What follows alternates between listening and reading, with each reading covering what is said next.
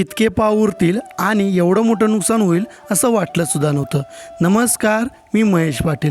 आज स्टॉलकडे जात असताना नरकासुराचे पुतळे भव्य प्रमाणात बनवायला चालू होते. ते पाहत पाहत कधी स्टॉलवर येऊन पोचलो समजलं नाही.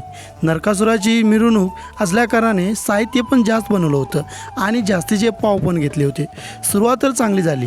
भावाने डेअरी मिल्क आणली होती, ती खाल्ली. मग आमलेट पावची ऑर्डर आली, ती पटकन बनवली आणि कस्टमरला पार्सल करून दिली.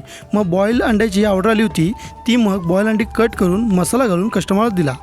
थोडेफार कस्टमर येतच होते, पण अचानक मुसळधार पावसाला सुरुवात झाली आणि स्टॉलवर येणाऱ्या कस्टमरची गर्दी कमी झाली. मी आणलेलं साहित्य तसंच उरलं आणि सर्वात जास्त नुकसान माझं आज झालं.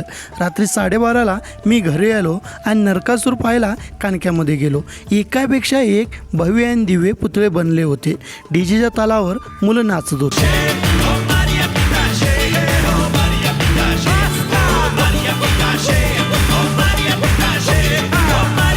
त्यांच्या आनंदात आनंद मानून मी पण खुश झालो. नरक चतुर्थी हा दिवस वाईटावर चांगल्याचा विजय आणि अंधारावर प्रकाशाच्या विजयाचे प्रतीक आहे. आपलं जे काही वाईट घडलं आहे ते नरकासुरासोबत जाळायचं आणि पुन्हा नव्याने सुरुवात करायचं ठरवलं. नव्या जोमाने आणि नव्या जोशाने नेक्स्ट व्हिडिओमध्ये भेटूया.